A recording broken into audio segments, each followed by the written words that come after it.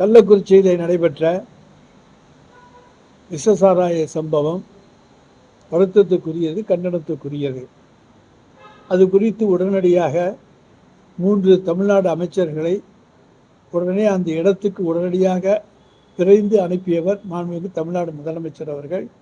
உடனடியாக உரிய நடவடிக்கைகளை மேற்கொண்டு அங்கே தேவையான வைத்திய உதவிகள், அதுபோல அவர்கள் உயிரை காப்பாற்றுவதற்காக உயர் சிகிச்சை போன்ற நடவடிக்கைகள் எல்லாம் அமைச்சர்களுடைய பரிந்துரையின் அடிப்படையிலே உடனடியாக மேற்கொண்டவர் மாண்புமிகு தமிழ்நாடு முதலமைச்சர் அவர்கள் ஆவார்கள்.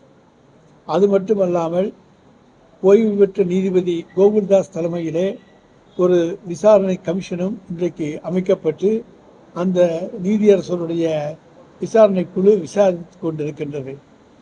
அதே போல தமிழக அரசினுடைய சிபிசிஐடி போலீசார் எல்லா இடங்களிலும் மிகச் சிறப்பாக செயல்பட்டு பல்வேறு ஆதாரங்களை திரட்டி யார் யாரெல்லாம் இந்த சம்பவங்களுக்கு காரணங்கள் என்று கண்டுபிடித்து அந்த பணியை மிகச் சிறப்பாக செய்து கொண்டிருக்கிறார்கள்.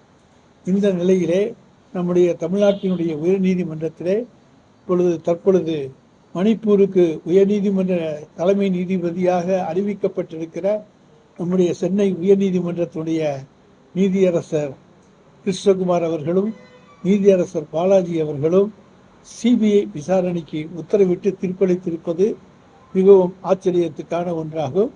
ஆனால் நீதிபதிகளுடைய தீர்ப்பை விமர்சிக்கின்ற உரிமை நமக்கு கிடையாது. ஆனால் தமிழக அரசு எடுத்திருக்கிற நடவடிக்கைகள் என்பது இதுவரை எந்த அரசும் எடுக்காத அளவுக்கு இந்த நடவடிக்கைகள் எடுக்கப்பட்டிருக்கின்றன.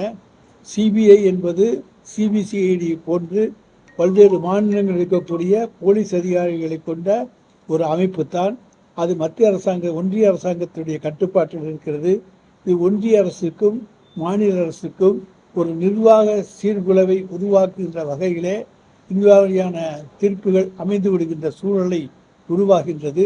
சிபிஐ வந்து நடவடிக்கை எடுக்க வேண்டும் என்று சொன்னால் இன்றைக்கு சிபிசிஐடி போலீஸ், தமிழ்நாட்டு போலீஸ் ஸ்காட்லாந்து போலீஸுக்கு இணையான போலீஸார் என்று இந்தியாவில் உலகமெங்கு பாராட்டப்படுகிற திறமையான காவல்துறையினர் தான் தமிழ்நாடு காவல்துறையினர். எந்த வழக்கையும் மிகச் சிறப்பாக கையாளக்கூடிய ஆற்றல் மிக்கவர்கள் நம்முடைய தமிழ்நாடு காவல்துறையினர். அதை போலவே இந்த வழக்கையும் மிகச் சிறப்பாக அவர்கள் கையாண்டு வருகின்றார்கள். உரிய நடவடிக்கைகள் படிப்படியாக உரிய காலகட்டங்களிலே எடுக்கப்பட்டு வருகின்றன.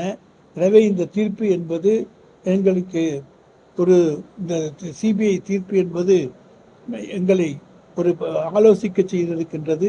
நிச்சயமாக மாண்புமிகு தமிழ்நாடு முதலமைச்சர் அவர்கள் உரிய அரசு வழக்கறிஞர்களோடு பரிசீலித்து உச்ச நீதிமன்றத்தில் இது குறித்து முறையீடு செய்வது குறித்து நிச்சயமாக பரிசீலித்து ஒரு நல்ல முடிவை எடுப்பார்.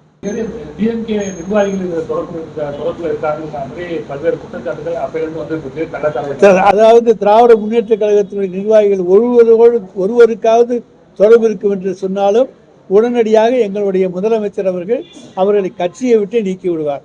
யாரையும் மன்னிக்க மாட்டார். 2 மாவட்ட செயலாளரும் அன்றைக்கே பேட்டி கொடுத்திருக்கிறார்கள்.